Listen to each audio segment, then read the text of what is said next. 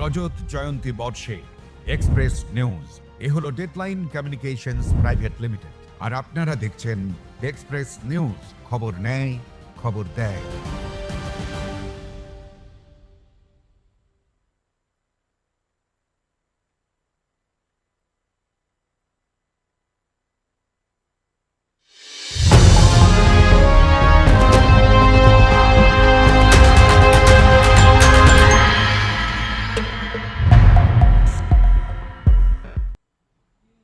নমস্কার, দেখছেন express news, সঙ্গে রয়েছে আমি সুমিত। শুরু করছি এক্সপ্রেস অনলাইন। আজ এক্সপ্রেস অনলাইনে আমরা আলোচনা করব আশিস বন্দ্যোপাধ্যায়ের মৃত্যু রহস্য নিয়ে। আশিস বন্দ্যোপাধ্যায় বীরভূমের প্রবাদ প্রতিম তৃণমূল নেতা।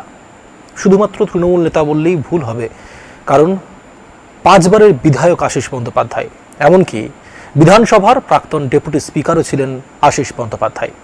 এদিন সকালে ঠিক তার বাড়ির পার্শ্ববর্তী পার্টি অফিস থেকে, তৃণমূলের পার্টি অফিস থেকে ঝুলন্ত অবস্থায় উদ্ধার হয় আশিস বন্দ্যোপাধ্যায়ের দেহ। কী কারণে মৃত্যু? পাশে একটি সুইসাইড নোটও পাওয়া গিয়েছে। একদল বলছে যে তার এই গোটা রাজনৈতিক জীবনে কোনোদিন তিনি কোনো দুর্নীতির সঙ্গে আপোষ করেননি, বারংবার তাকে কালিমালিপ্ত করার চেষ্টা করা হয়েছে, সেই কারণের জন্যই তিনি আত্মহত্যা করেছেন। আবার একদল বলছে এই মৃত্যুর পিছনে থাকতে পারে গভীর কোনো রহস্য। কী কারণে মৃত্যু তা তো ময়নাতদন্তের রিপোর্টের পরই পাওয়া যাবে। কিন্তু আপাতত যে বিষয় নিয়ে অত্যন্ত আলোচনা চলছে যে আশিস বন্দ্যোপাধ্যায়ের মতো ব্যক্তি, তাকে কেন এই ধরনের পদক্ষেপ নিতে হলো, যদি এই ঘটনা সত্যি হয় যে তিনি সুইসাইড করেছেন।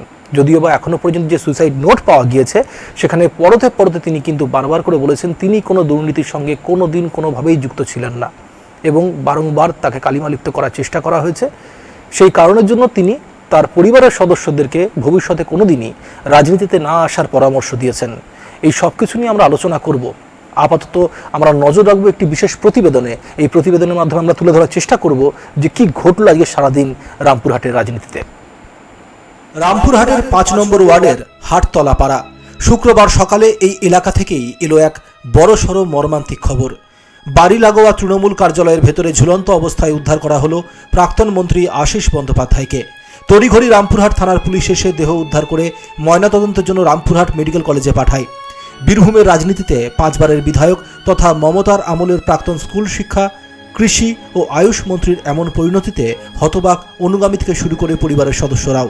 এবার আসুন এক নজরে দেখে নিই কেমন ছিল আশিস বন্দ্যোপাধ্যায়ের রাজনৈতিক সফর। রামপুরহাট বিধানসভার 5 বারের টানা বিধায়ক ছিলেন আশিস বন্দ্যোপাধ্যায়। তৃণমূল সরকারের আমলে স্কুল শিক্ষা, কৃষি ও আয়ুষ দপ্তরের দায়িত্বপ্রাপ্ত মন্ত্রী। 2021 বিধানসভা নির্বাচনের পর রাজ্য বিধানসভার ডেপুটি স্পিকার, বীরভূমের জেলার রাজনীতিতে অনুব্রত মণ্ডলের অত্যন্ত ঘনিষ্ঠ হিসেবে পরিচিত আশিস বন্দ্যোপাধ্যায় 2026 সালের বিধানসভা ভোটে বিজেপির ধ্রুব সাহার কাছে পরাস্ত হন। রাজনৈতিক কেরিয়ারের অন্তিম লগ্নে জুন মাসে জেলা তৃণমূল চেয়ারম্যান ও কোর কমিটি থেকে পদত্যাগ করেন আশিস বন্দ্যোপাধ্যায়। বীরভূমের তৃণমূল নেতার ঘটনা সামনে আসতেই রামপুরহাট জুড়ে ছড়ায় তীব্র উত্তেজনা। পুলিশ সূত্রে খবর, ঘটনাস্থল থেকে উদ্ধার হয়েছে একটি সুইসাইড নোট, আর সেই নোটে উঠে এসেছে একাধিক বিতর্কিত বিষয়। চিঠিতে আশিসবাবু উল্লেখ করেছেন, ছাত্র জীবন থেকে রাজনীতি করলেও তিনি কখনোই দুর্নীতির সঙ্গে আপোষ করেননি। তবে চোখের সামনে দলীয় দুর্নীতি দেখে প্রতিবাদ করতে না পারার যন্ত্রণা তাকে বিদ্ধ করেছে। পাশাপাশি টিআরডিএ অর্থাৎ তারাপীঠ রামপুরহাট ডেভেলপমেন্ট অথরিটির কোটি কোটি টাকার আর্থিক তছরূপের অভিযোগে নিজের নাম জড়ানো নিয়ে আত্মপক্ষ সমর্থন করে লিখেছেন, টেন্ডার কমিটি বা আর্থিক লেনদেনের কোনো সিদ্ধান্তেই তিনি ছিলেন না। ক্রমাগত অপমানিত হওয়ার কারণেই রাজনীতিতে আসাকে ভুল বলে উল্লেখ করেছেন তিনি। এমনকি পরিবারের কাউকেই রাজনীতিতে না আসার পরামর্শ দিয়েছেন। প্রাক্তন মন্ত্রীর এই ঝুলন্ত দেহ উদ্ধারের ঘটনায় তদন্তের দাবি তুলে সুর চড়িয়েছে বিরোধী শিবির। রামপুরহাটের বিজেপি বিধায়ক ধ্রুব সাহা পুরো বিষয়টি নিয়ে নিরপেক্ষ তদন্তের দাবি জানিয়েছেন। অন্যদিকে এই মৃত্যুতে গভীর শোক প্রকাশ করে তৃণমূল কংগ্রেসের মুখপাত্র কুণাল ঘোষ কাঠগড়ায় তুলেছে রাজনৈতিক অপমান ও অপপ্রচারকে। কী কারণে হঠাৎ আত্মহত্যার পথ বেছে নিলেন রামপুরহাটের এই ডার্ক সাইডে প্রবীণ রাজনীতিবিদ? সুইসাইড নোটে লেখা বিস্ফোরক অভিযোগগুলির পেছনে লুকিয়ে থাকা আসল রহস্যটি ঠিক কি? ময়নাতদন্তের রিপোর্টের পাশাপাশি পুলিশ এখন খতিয়ে দেখছে চিরকুটে সেই চাঞ্চল্যকর বার্তা। প্রাক্তন মন্ত্রী সুইসাইড নোট ঘিরে এখন উত্তাল বীরভূম থেকে কলকাতার রাজ্য রাজনীতি। একদিকে অপমানের ক্ষত, অন্যদিকে দুর্নীতির অভিযোগের দায়ী মুক্তির আকুতি। আশিস বন্দ্যোপাধ্যায়ের মৃত্যুর আসল কারণ খুঁজতে শুরু করা হয়েছে রামপুরহাট থানা পুলিশের তরফ থেকে তদন্ত। Bureau report, express news. যে সমস্ত ছবিগুলি আমাদের কাছে সকাল থেকে এসে পৌঁছেছে তার মধ্যে রয়েছে অন্যতম আশিস বন্দ্যোপাধ্যায়ের পাশ থেকে অর্থাৎ দেহর পাশ থেকে যে সুইসাইড নোটটি পাওয়া গিয়েছে সেই সুইসাইড নোটটিও। আসুন আপনাদেরকে একবার পড়ে শোনায় কি লেখা রয়েছে সেই সুইসাইড নোটে। সেই সুইসাইড নোটে তিনি লিখছেন যে ছাত্রাবস্থা থেকেই তিনি রাজনীতির সঙ্গে যুক্ত, কোনোদিনই কোনো দুর্নীতির সঙ্গে জড়িত হননি তিনি। ছাত্র সংসদের সাধারণ সম্পাদক হয়েছেন বর্ধমান বিশ্ববিদ্যালয়ে, সেখানেও কোনো দুর্নীতির সঙ্গে জড়িত হননি। রাজনৈতিক বাগবিতণ্ডা হয়েছে, কখনো শত্রুতার রূপ নেয়নি। সর্বদা সব দলীয় অন্যায়কে মেনে নিতে না পারলেও প্রতিবাদ করতে পারেনি। সারা জীবন এক পয়সার কোনো কাজের বিনিময়ে নেননি। এই বক্তব্য সুইসাইড নোটে আশিস বন্দ্যোপাধ্যায়। যদিও বা সেই সুইসাইড নোট নিয়েও কিন্তু একাধিক অভিযোগ, পাল্টা অভিযোগ রয়েছে, কারণ ইতিমধ্যেই সুইসাইড নোটেরও ফরেন্সিক টেস্ট করানো হবে, এমনটাই আমরা শুনেছি খুদ মুখ্যমন্ত্রী শুভেন্দু অধিকারীর বক্তব্য থেকেও। আমরা জানি রাখি আপনাদেরকে, তারাপীঠ রামপুরহাট ডেভেলপমেন্ট যে অথরিটি, তা তো নাকি তার তেমন কোনো ক্ষমতা ছিল না, যেখান থেকে নিয়ে বারবার তার উপরে এই অভিযোগ উঠছিল যে তিনি নাকি এই তারাপীঠ রামপুরহাট ডেভেলপমেন্ট যে অথরিটি রয়েছে তার মধ্যে বিভিন্ন দুর্নীতির সঙ্গে তাকে তিনি জড়িত ছিলেন, এরকম অভিযোগ ছিল। কিন্তু তিনি বলছেন যে তিনি এরকম কোনো দুর্নীতির সঙ্গে যুক্ত ছিলেন না, এবং তিনি বলছেন তার সেরকম কোনো ক্ষমতাও ছিল না। সুইসাইড নোটে এমনটাই উল্লেখ করেছেন আশিস বন্দ্যোপাধ্যায়। তিনি বলছেন তাকে ছোট করার জন্য অনেক কিছু করা হয়েছে, সেই প্রচেষ্টাকে ধিক্কার জানিয়ে আশিস বন্দ্যোপাধ্যায় তিনি বলছেন যে তার নাকি রাজনীতিতে আসাটাই ভুল হয়েছিল। চিঠিতে তিনি লিখেছেন TRDA, অর্থাৎ যেমনটা বলছিলাম তারাপীঠ রামপুরহাট ডেভেলপমেন্ট অথরিটি, সেই TRDA-তে জেনারেল মিটিংয়ে ছাড়া আর কোনো দায়িত্ব ছিল না তার, এটা তিনি চিঠিতে উল্লেখ করছেন। তিনি টেন্ডার কমিটিতে ছিলেন না, তার চেক পাওয়ারও নাকি ছিল না। তিনি প্যান পাস বা নো অবজেকশন সার্টিফিকেট ইস্যু করার ব্যাপারেও ছিলেন না। এ বিষয়ে কোনোদিন কারোর সঙ্গে নাকি আলোচনাও করেনি। তাকে অপমান বা মেলাইন করার জন্য যা সব করা হয়েছে তাকে ধিক্কার জানিয়েছেন। তাই আজ তার মনে হচ্ছে রাজনীতিতে আসাটা ভুল হয়েছে, এবং তিনি তার বংশের ছেলেদের রাজনীতিতে না করার পরামর্শ দিয়েছেন, কারণ ওরা নিজে নিজে কাজের মধ্যে থাকে। এমনটাই সুইসাইড নোটের মধ্যে লিখেছেন আশিস বন্দ্যোপাধ্যায়। এই সুইসাইড নোট থেকে বোঝা যায় যে তিনি ভেতরে ভেতরে কতটা আত্মগ্লানিতে ভুগছিলেন, এবং একটা স্বচ্ছ ভাবমূর্তির মানুষ, যাকে কি শাসক দল হোক কি বিরোধী দল হোক, যারা প্রত্যেকেই তাকে এভাবেই চিনে এসছে এতদিন পর্যন্ত, তার ওপর এই কালিমালিপ্ত করার প্রচেষ্টাকে তিনি ধিক্কার জানিয়েছেন চিঠির মধ্যে বারংবার। আমরা দেখলাম যে আজকে আশিস বন্দ্যোপাধ্যায়ের মৃত্যুর পর তড়িঘড়ি তৃণমূলের শীর্ষ নেতৃত্বের বেশ কয়েকজন তারা গিয়েছিলেন আজকে রামপুরহাটে। ঋতব্রত শিবিরের বেশ কয়েকজন তারাও গিয়ে উপস্থিত হয়েছিলেন রামপুরহাটে। গোটা মৃত্যুর পর আমরা খোদ আশিস বন্দ্যোপাধ্যায়ের সঙ্গী এবং অন্যতম সাথী বলা চলে অনুব্রত মণ্ডল, তাকেও আমরা দেখেছি বক্তব্য প্রকাশ করতে। পাশাপাশি বিজেপির তরফ থেকে ধ্রুব সাহা তিনি নিজেও বলছেন যে এই গোটা ঘটনার অবশ্যই তদন্ত হওয়া উচিত, কারণ তিনি বলছেন তিনি অবশ্যই, কারণ ধ্রুব সাহার কাছেই শেষবার নির্বাচনে তিনি পরাজিত হয়েছিলেন। ধ্রুব সাহা বলছেন তিনি জয়ী হলেও সঙ্গে সঙ্গে কিন্তু জয়ী হওয়ার পর তিনি আশিস বন্দ্যোপাধ্যায়ের পা ছুঁয়ে প্রণাম করতে গিয়েছিলেন। তাহলে এরকম যখন একটা ভাবমূর্তি একটা মানুষের, সেই মানুষকে কালিমালিপ্ত করার প্রচেষ্টার অবশ্যই তদন্ত হওয়া উচিত। চিঠি থেকে তদন্ত সেই বিষয়গুলি সামনে আসছে, কিন্তু কেন মৃত্যু ঘটলো আশিস বন্দ্যোপাধ্যায়ের তা তো বোঝা যাবে, কিভাবে মৃত্যু ঘটলো তা তো ময়নাতদন্ত রিপোর্টেই প্রকাশ পাওয়া যাবে। আপাতত পুলিশের তরফ থেকে কি বলা হয়েছে, পাশাপাশি তৃণমূল বিজেপি যারা রয়েছেন বীরভূমে তারা কি বলছেন, অন্যদিকে অনুব্রত মণ্ডল তিনি ছিলেন উপস্থিত, ঋতব্রত বন্দ্যোপাধ্যায় তিনি গিয়েছিলেন, তারাই বা কি বলছেন আসুন একবার শুনে দিই। এবং পাশাপাশি আশিস বন্দ্যোপাধ্যায়ের পরিবারের লোকজন তারা কি বলছেন আসুন একবার শুনে দিই আপনাদের। 82 সাল থেকে ডক্টর আশিস ব্যানার্জি অর্থাৎ আমাদের স্যার সঙ্গে গোটা বীরভূম জেলাটা ঘুরতাম সংগঠনের জন্য, যখন কংগ্রেস করতাম। আমার জীবনে তখন দীর্ঘ সময় ধরে ডক্টর আশিস ব্যানার্জি ছাড়া কারো নাম আমার জানা ছিল না। রাজনীতিতে খুব অল্প বয়সে এসেছিলাম।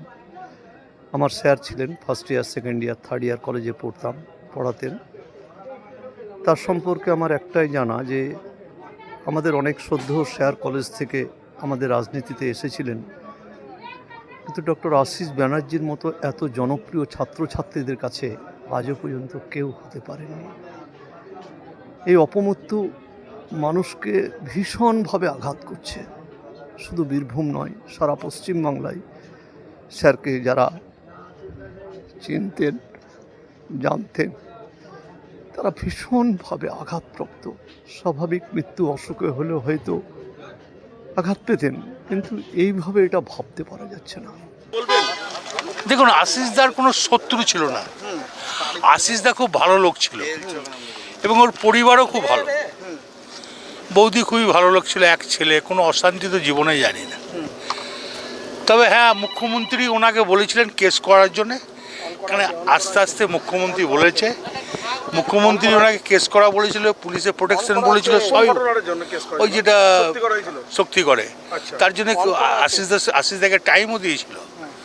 কেন আশিস দা কেস করলো না আমি ঠিক বুঝতে পারি না। মুখ্যমন্ত্রী ওই পরিবারের পাশে আছে, কারণ মুখ্যমন্ত্রীর সঙ্গে কথা হয়েছে।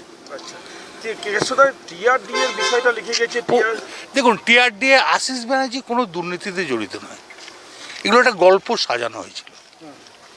উনি ভালো লোক ছিলেন, এখনো পর্যন্ত তার নামে কোনো থানাতে অভিযোগও নেই, কিচ্ছু নাই। বললাম তো, মুখ্যমন্ত্রীর সঙ্গে দেখা করার পর মুখ্যমন্ত্রী ওকে বলেছিলেন যে আপনি ওর নামে এফআইআর করতে, তার বাদ বাকিটা আমি দেখে নেব। আজকেও মুখ্যমন্ত্রী ওনার পরিবারের পাশে থাকবে। সুতরাং এই চার্টার্ড মাফিয়া, তার মাফিয়া সিন্ডিকেট, কেউ যাতে ছাড় না পায়, এটা একটা, আবার বলছি, আশিস ব্যানার্জির মৃত্যু ইনস্টিটিউশনাল মার্ডার, প্রাতিষ্ঠানিক খুন, দোষীদের দৃষ্টান্তমূলক শাস্তি চাই।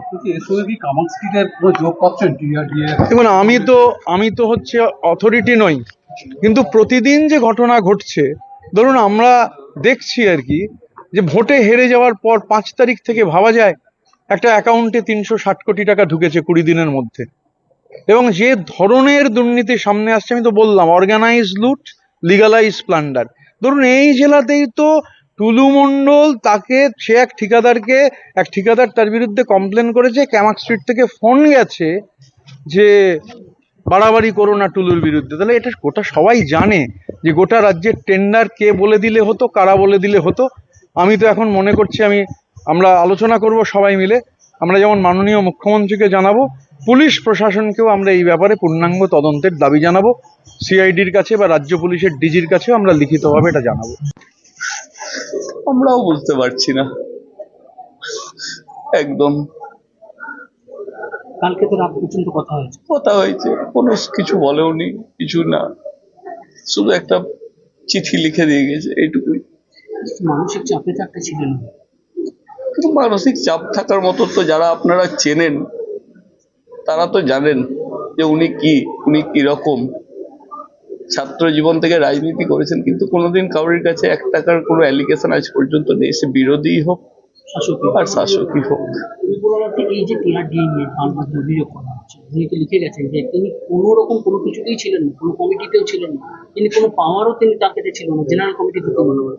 তাহলে এটি কি একটা পরিকল্পনা? দাদা, এখন এই ব্যাপারে কিছু বলতে পারছি না, এখন বলার মতো অবস্থাতেও নেই, জানতে হবে, কারণ আমি তো এই ব্যাপারগুলো জানি না এখনো পর্যন্ত, কি ম্যাটার, কি ব্যাপার, এগুলো জানতে হবে, তারপর দেখা যাবে। রাজনীতির কথা বলেছেন যে আমার রাজনীতিতে আসাটাই ভুল হচ্ছে, পরিবারের যারা আছেন, আপনারা পরবর্তী প্রজন্ম, তারা যেন রাজনীতিতে না আসে। আমরা জোরাত করে বলছি, আমরা রাজনীতিতে নাই, আমরা রাজনীতি পরিবারের ছেলে হয়ে যেটুকু হারিয়েছিলাম, এর থেকে আর বেদনাদায়ক কিছু হতে পারে না। আমরা কোনো রাজনীতি করতেও চাই না, রাজনীতিতে আমরা থাকতেও চাই না। যেটু রাজনীতির কেরিয়ার জীবনে কেউ কোনোদিন একটা গায়ে কাদা দিতে পারেনি, কিন্তু লোকটাকে তো আজকে চলে যেতে হলো। কে হারালো জানি না, আমরা আমাদের ঘরের লোক হারালাম। আমরা এই রাজনীতিতে আর নাই, কোনো রাজনীতি যেটুকু নিয়ে আমরা কোনো রাজনীতি করতেও চাই না। আপনাদের কাছে হাত জোর করে বলছি, আমরা আর আমাদের দিক থেকে পরিবারে বলতে গেলে আমি আর দাদা, আমি ওকালতি নিয়ে ব্যস্ত থাকি, দাদা বাইরে থাকে, আমাদের কাছে সেই সময় নয়। যেটুকু রাজনীতি দেখে আমাদের যেটুকু ইন্সপিরেশন, যেখানে রাজনীতির জন্য চলে গেল, আর সেখানে আর রাজনীতির কথা আছে। দেখুন, যে কোনো মৃত্যুই বেদনাদায়ক। আশিস ব্যানার্জির মৃত্যু অত্যন্ত দুঃখজনক ঘটনা। আমরা পরিবারের প্রতি সমবেদনা জানাচ্ছি এবং আশিসবাবুর এই আত্মহত্যার কারণ জানতে নিরপেক্ষ তদন্তের দাবি জানাচ্ছি। পুলিশ তদন্ত করুক, প্রয়োজনে কোনো নিরপেক্ষ এজেন্সিকে দিয়ে তদন্ত করানো হোক। কেন জীবনের শেষ প্রান্তে এসে একজন 25 বছর বিধায়ক থাকা একটা ব্যক্তি কেন আত্মহত্যা করলেন, কেন তাকে আত্মহত্যা করতে হলো, এ নিয়ে স্বাভাবিকভাবে প্রশ্ন আসছে। আমরা এই ঘটনার প্রকৃত কারণ জানতে চাই, বীরভূমের মানুষ জানতে চাই একটা মানুষকে কেন আত্মহত্যা করতে হলো। আমরা আমাদের দিক থেকে আশিসবাবু পরাজিত হয়েছিলেন, 25 বছর বিধায়ক ছিলেন। আমি নিজে গিয়ে তার বাড়িতে প্রণাম করে এসেছিলাম। যেদিনকে গেছিলাম মনে হয়নি যে তিনি আত্মহত্যা করতে পারেন। কিন্তু আজকে তাকে আত্মহত্যা করতে হয়েছে। দলীয় কিংবা তার পারিবারিক কোনো কারণ আছে কিনা তদন্ত করতে হবে। আমরা মনে করছি এই ঘটনার পিছনে অনেক কারণ আছে, সেই কারণগুলো সামনে আসা উচিত। বীরভূমের রাজনীতিতে আজকের দিনটার নক্ষত্র পতন। সম্মানীয় আশিস ব্যানার্জি, প্রাক্তন বিধায়ক, তিনি আত্মহত্যা করেছেন। এটা যারা রাজনীতি করে তাদের দুর্ভাগ্যের দিন। আমাদের অভিভাবক, বর্ষিয়ান নেতা, পাঁচবারের বিধায়ক, ডেপুটি স্পিকার কেন আত্মহত্যা করলেন?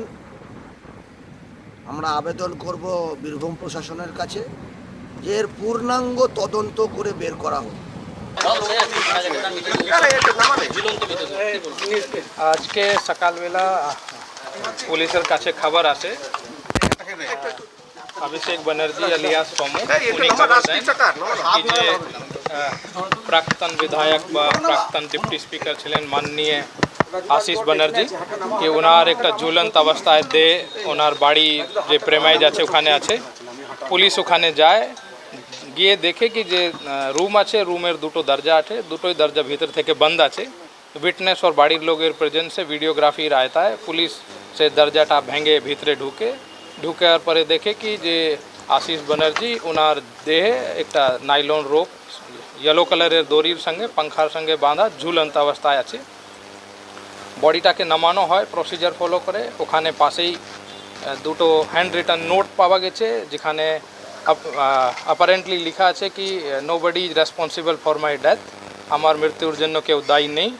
पुलिस जा प्रसिजार आछे जेहेतु एटा अननेचुरल डेथ केसे इनकोয়েস্ট एंड पोस्टमार्टम करा मैंडेटरी आछे, सेई पद्धतिटा चलछे। एखन बडिके ओखान थेके सम्मान भावे Rampurhat government medical college and हस्पिटाले रिमुव करा हयेछिलो। ओखाने इनकोয়েস্ট प्रसिडिंग्स चलछे एंड मयनातदন্ত হচ্ছে। আমরা খতিয়ে দেখছি ব্যাপারটা কি কারণে উনি এই যে প্রাইমা পেশি যে বুঝে যাচ্ছে সুসাইড করেছেন, কি কারণে করলেন, কি আছে ব্যাপারটা সেটা নিয়ে। ছোট থেকে যবে থেকে বড় হয়েছে ওনাকে বিরোধী পরিসরে রাজনীতি করতে দেখেছি, মা মামলেও দেখেছি, তো দেখেছি সবসময় ক্ষমতা রাজনীতি থাকতেন। নিজের স্বকীয়তা, নিজের মেজাজে, নিজের যোগ্যতাতেই উনি রাজনীতির শীর্ষে অবস্থান করতেন গোটা রামপুরহাট মহকুমা তথা জেলাতে। কি এমন ঘটলো যে উনি আত্মবিশ্বাস হারিয়ে ফেললেন? এই ধরনের ঘটনা পরম্পরাতে কী হচ্ছে সেটা পুলিশ তদন্ত করে দেখুক। আমরা তো কিছুই খুঁজে পাচ্ছি না এই মুহূর্তে। শোকের আবহ থেকে না কাটালে আমরা এখন বুঝতে পারছি না কী হয়েছিল, কী ঘটনা, কী ঘটেছিল, কী কারণে এরকম নিলেন।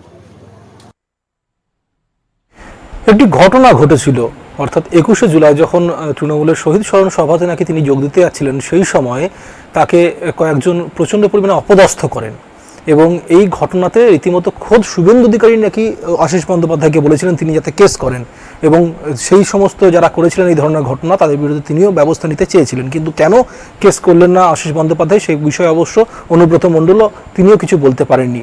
শিক্ষক মানুষ তো হয়তো ক্ষমা করে দিতে চেয়েছিলেন বা এর পিছনে হয়তো অন্য কোনো কারণও থাকতে পারে, সেটা অবশ্য তদন্ত সাপেক্ষ। কিন্তু একটা গুরুত্বপূর্ণ বিষয় উঠে আসে বারবার করে যে যখনই ভোট মিটে যায়, ভোটে হারার পর থেকেই একটা বলা হচ্ছিল যে কালীঘাট তৃণমূলের সঙ্গে অর্থাৎ মমতা বন্দ্যোপাধ্যায়ের তৃণমূলের সঙ্গে একটা দূরত্ব তৈরি হচ্ছিল আশিস বন্দ্যোপাধ্যায়ের। যদিও বা আজ কুণাল ঘোষ তিনি কিন্তু সম্পূর্ণভাবে এই অভিযোগ নস্যাৎ করে দিয়েছেন। তিনি বলছেন যদি আশিস বন্দ্যোপাধ্যায়ের ফেসবুক পোস্টগুলিতে যাওয়া যায় সেখানে এখনো পর্যন্ত কিন্তু মমতা বন্দ্যোপাধ্যায়কেই তিনি এগিয়ে রেখেছেন, মমতা বন্দ্যোপাধ্যায়ের ছবিকেই তিনি সামনে রেখেছেন। তাহলে কোথায় সমস্যা হলো? কেনই বা এরকম একজন প্রবাদ প্রতিম রাজনীতিবিদকে এরকম একটা ঘটনা ঘটাতে হলো, যে ঘটনার পিছনে একাধিক প্রশ্ন চলে গেল, একাধিক প্রশ্ন উঠে গেল ইতিমধ্যেই, যে যখন টিআরডিএ অর্থাৎ তারাপীঠ রামপুরহাট ডেভেলপমেন্ট অথরিটির সঙ্গে কোনোভাবেই তিনি কোনো দুর্নীতিতে যুক্ত ছিলেন না, তাহলে তাকে এই ধরনের মেলাইন কেন করা হয়েছিল? দ্বিতীয় কথা হচ্ছে তারাপীঠ রামপুরহাট ডেভেলপমেন্ট অথরিটিতে তিনি তো ছিলেন কিন্তু তার কোনো ক্ষমতাই ছিল না। তিনি যেমনটা চিঠিতে উল্লেখ করে দিয়ে গেছেন, তিনি বলছেন তার কোনো চেক পাওয়ার ছিল না, তিনি বলছেন তার কোনো টেন্ডার কোনো কিছু পাস হতো না, তিনি শুধুমাত্র সেখানে আলোচনাতে অংশ নিতেন এবং তাকে জিজ্ঞেস করে কোনো কিছু হতোও না, এমনটাও তিনি বলছেন। তাহলে তাকে এইভাবে মেলাইন করার কারণটা কি থাকতে পারে? আবার অনেকে বলছেন যে অন্যভাবে কোনো কিছু হয়তো তার উপর কোনো কিছু ভয় দেখানোর কোনো কিছু ঘটনা ঘটে থাকতে পারে, বা তাকে হয়তো প্রেশারাইজ কোনো কিছু কারণের জন্য হয়তো করা হতে পারে, কিন্তু সেগুলো কি, সেগুলো তো অবশ্যই ময়নাতদন্তের রিপোর্টে আসার পর বোঝা যাবে যে কী কারণে মৃত্যু হলো, এবং পাশাপাশি আর কী কী ছিল সেটা অবশ্যই পুলিশ তদন্ত করে দেখছে।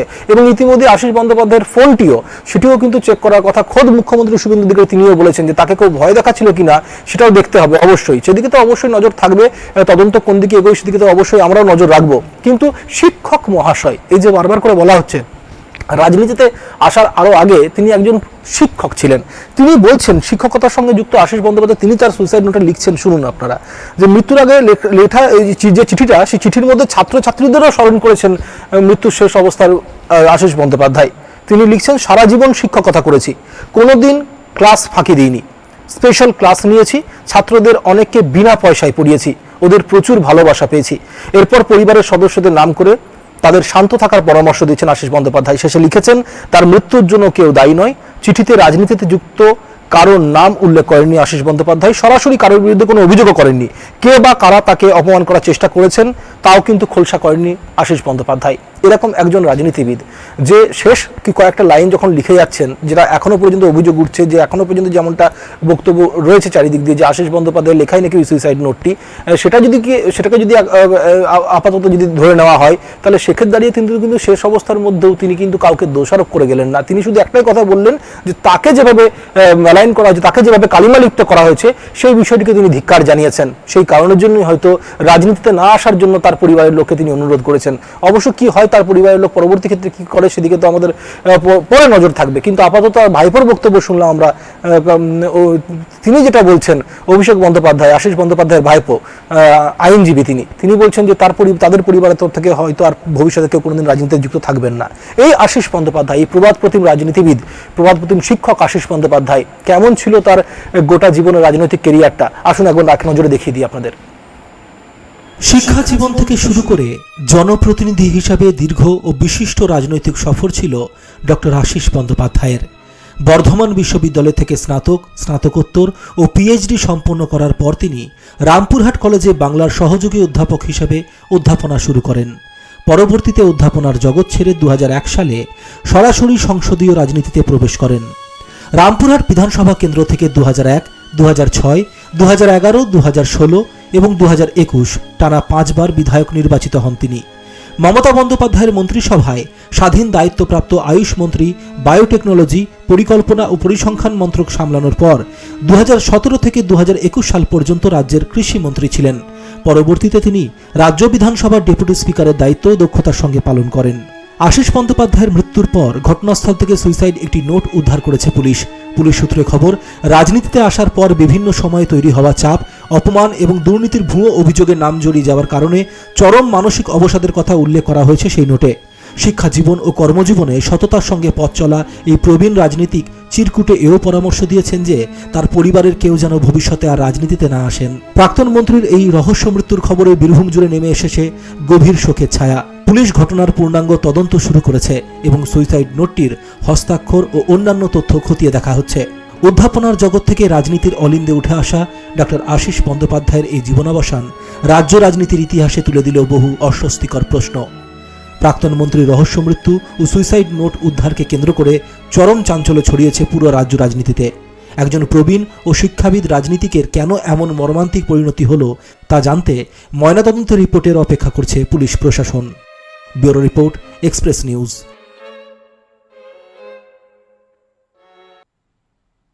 গোটা বিষয়টি নিয়ে তীব্র ক্ষোভ প্রকাশ করেছেন কুণাল ঘোষ।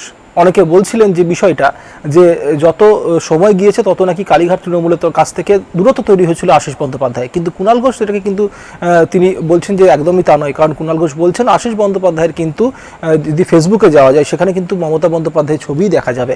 সেক্ষেত্রে কুণাল ঘোষ বেশ কিছু প্রশ্ন তুলে দিয়েছেন।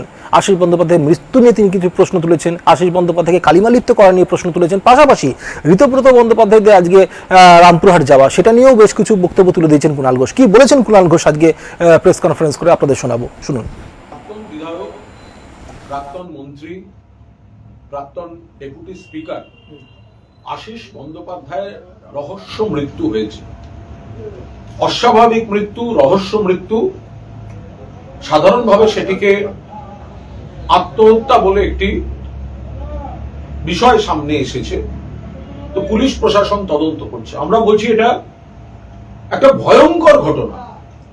বাংলার আজকের রাজনীতি যে কদর্য অবস্থায় দাঁড়িয়ে আছে, তার পরিণতি এই আশিস বন্দ্যোপাধ্যায়ের মতো একজন মানুষের এই অস্বাভাবিক মৃত্যু। যদি আত্মহত্যাও হয়ে থাকে, করলেন কি করে? আমরা দুটো পয়েন্ট আপনাদের সামনে সংক্ষেপে বলবো, তারপরে ব্যাখ্যা করার চেষ্টা করবো। এক, এই যে একটা ট্রেন্ড চলছে, কাউকে কলঙ্কিত করে দাও, চোর বলে দাও, দুর্নীতিগ্রস্ত বলে দাও, ডিম মারো, পুলিশ দিয়ে ভয় দেখাও, এই যে একটা ভয়ঙ্কর, মানে কোনো অভিযোগ প্রমাণের আগে সামাজিকভাবে কলঙ্কিত করার একটা চেষ্টা হচ্ছে, ভয় দেখানো হচ্ছে, ডিম মারা হচ্ছে, মানুষকে আতঙ্কিত করে দেওয়া হচ্ছে, মনের উপর চাপ বাড়িয়ে দেওয়া হচ্ছে। আশিস বন্দ্যোপাধ্যায়ের মৃত্যু তার জ্বলন্ত উদাহরণ। কয়েকদিন আগে সেই ভিডিও প্রকাশ্যে আছে, আপনারা দেখিয়েছেন। 21শে জুলাই যদিও তিনি তথাকথিত ভালো তৃণমূলের অনুষ্ঠানে যাচ্ছিলেন, কিন্তু তাকে বিজেপির এক নেতা মাঝ রাস্তায় যেভাবে অপমান করেছেন এবং বলেছেন আপনার বয়স কম হলে পিঠের চামড়া গুটে দিতাম, এটা কোনো ভদ্রলোক নিতে পারবে না। এই ঘটনাটিকেও পুলিশ, এই সবার, এই সিস্টেমটা, যারা এখন এই হুমকি সামাজিক জেনেই কিন্তু প্রাণ ব্যানার্জি। দুই, আর একটা জিনিস দেখা গেল, এই যে তথাকথিত ভালো তৃণমূল চাটন, ওইদিকে নাম লেখালেও কিন্তু বাঁচা যায় না। আজকে যেভাবে 21শে জুলাই এই চাটনদের সভার দিকে যাচ্ছিলেন আশিস ব্যানার্জি, তো তাকে যেভাবে অপমান করা হয়েছে, অপদস্থ করা হয়েছে, কেউ তো প্রতিবাদ করেনি, ওদের নেতারা তো এসে পাশে দাঁড়ায়নি। একজন মানুষ, বর্ষিয়ান রাজনীতিবিদ এত মনোকষ্টে আছেন যে এইভাবে মৃত্যু হচ্ছে, কই তাদের নেতারা? গোটা বীরভূম তো নাকি ভালো তৃণমূল হয়ে গেছে, গোটা বীরভূম তো চাটন চাটন চাটন চাটন, কই এই মানুষটার পাশে দাঁড়ালেন না? তো আজ এই মুহূর্তেও তার ফেসবুকে যান, তার কিন্তু মমতা বন্দ্যোপাধ্যায়ের ছবি সেখানে। কোনদিন হয়তো উনি চাপ দিয়ে তাকে শিবির বদল করানো গিয়েছে, কিন্তু মমতা বন্দ্যোপাধ্যায়ের বিরুদ্ধে একটা শব্দ বলেননি। আমাদের কাছে একাধিক সূত্রে খবর আছে উনি কিন্তু চাপের মুখে ওদিকে গিয়েছিলেন। বীরভূমের যারা যারা নিজেদের পাপ বাঁচাতে ওদিকে গেছেন, তারা আশিস বাবুর মতো একটি লোককে সঙ্গে নিয়ে যাওয়ার জন্য চাপ দিয়েছিলেন। উনি দিদির সঙ্গে থাকতে চেয়েছিলেন। এগুলো আসছে, এগুলো পুলিশ খোঁজ নিক সত্যি না মিথ্যা। ফলে আমরা এর পুরো দস্তুর নিরপেক্ষ তদন্ত চাই। পুলিশ প্রশাসনের উপর আমাদের আস্থা নেই, কারণ এই পুলিশই তো দলদাসের কাজ করছে। এই পুলিশই তো নেতাদের ডেকে ডেকে বলছে অমুক জায়গায় যেতে হবে। এখন গিয়ে ওনার লাভটা কি? তো লোক দেখানি। এখন গিয়ে কি করবে? যখন যদি উনি ওনাদের টিমে ছিলেন, যখন ওকে অত্যাচার করা হলো, হামলা করা হলো, এখন কেন যাচ্ছে? তাই যদি হয় তাহলে চাটন ঋত আগে বালুরঘাটে সেই মাইটির বাড়িতে যাক। ঋতব্রত বন্দ্যোপাধ্যায়, চাটন ঋত, বালিশ চাটা ঋত, ধান্দাবাজ ঋত, তার বিরুদ্ধে ধর্ষণ, সেই মেয়েটির অস্বাভাবিক মৃত্যু হলো কেন? আমরা তো বলছি তারও তদন্ত চাই। আশিস বন্দ্যোপাধ্যায়ের বাড়িতে যাচ্ছে কেন? অস্বাভাবিক মৃত্যু হলে নম্রতা দত্তর বাড়িতেও যাক, বালুরঘাট থানায় যাক, কেন যাবে না সেখানে? ঋতর বিরুদ্ধে অভিযোগকারিনীর রহস্য মৃত্যু হয়েছে, অস্বাভাবিক মৃত্যু হয়েছিল বলে অভিযোগ, তাহলে সেখানে যাচ্ছে না কেন ঋত? এখানে কোনো দায়িত্ব পালন করেনি, এখন মুখে চুনকালি পড়েছে, সেই জন্য যাচ্ছে। আর সঙ্গে কারা যাচ্ছে? যারা নিজেদের এলাকায় ঢুকে কাজ করতে পারছে না, তাদের মধ্যে একজনের বিরুদ্ধে কৃষক কোঅপারেটিভের টাকা নেওয়ার অভিযোগ আছে, সেসবগুলো তো তদন্ত হওয়া উচিত। একটা সুইসাইড নোট সামনে এসেছে, মানে ছত্রে ছত্রে বেশ কিছু অভিযোগ আনা হয়। আবার বলছি সেটা, যে ব্যক্তি কোনো অপরাধ করেননি, তাকে যদি চোর চোর চোর মানসিক চাপটা, একটা লোক মৃত্যুর মধ্যে দিয়ে সুইসাইড নোটে লিখে যাচ্ছে, অথচ দেখলেই চোর, ডিম, পিঠের চামড়া তুলে দেবো, এই তো হয়ে যাচ্ছে। আর তার দলের নেতারা যাদের ভরসায় তিনি নাকি ভালো তৃণমূলে গেছিলেন, তারা একজনের প্রতিবাদ করেনি, পাশে দাঁড়ায়নি।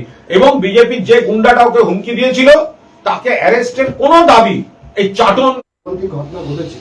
এবং যেভাবে এখন আমাদের রাজ্যে ডিম ছড়া কালচার বা চোর, এই বিভিন্ন রকম দাগিয়ে দেওয়া কালচার, এই করো, তাকে হেনস্থা করো, তাকে পুলিশ দিয়ে ডাকো। নির্মল ঘোষকে আমি সমর্থন করছি না, ডিফেন্ডও করছি না, কিন্তু একটা 80 বছর বয়স, আমরা চেক করছি, অন্য মামলায় আটকে রাখতে হয়েছে। আমরা কুণাল ঘোষের বক্তব্য শুনলাম। আশিস বন্দ্যোপাধ্যায়ের মৃত্যু নিয়ে একাধিক প্রশ্ন উঠে যায়, সেই প্রশ্নগুলোর অবশ্যই সমাধান হবে সময়ের সাথে সাথে। কেন তার মৃত্যু ঘটলো সেটারও তদন্ত চলছে, কিন্তু এটা অত্যন্ত গুরুত্বপূর্ণ বিষয়। আশিস বন্দ্যোপাধ্যায়ের মতো একটা রাজনীতিবিদ, তাকে যদি এইভাবে তার পরিণত হয়, তা কিন্তু অবশ্যই বড় বড় প্রশ্ন তুলে দেয় অনেক বড় বড় রাজনীতিবিদের কাছে এবং গোটা রাজনৈতিক জীবনের কাছে। অবশ্যই তার তদন্ত হবে, আমরা আশা করব। কিন্তু আমরা এটাও বিশ্বাস করি যে সমস্ত জিনিসের মধ্যে একটা সুস্থ মানুষকে, একটা কালিমাহীন মানুষকে তাকে যদি জোরজবস্তি কালিমা লিপ্ত করা হয়, তাহলে তার কী পরিণতি দিতে পারে সেটাও কিন্তু আমরা আজকে দেখলাম। অবশ্যই আজকের মতো অনুষ্ঠান এখানেই শেষ করছি। ভালো থাকবেন, সুস্থ থাকবেন, নমস্কার।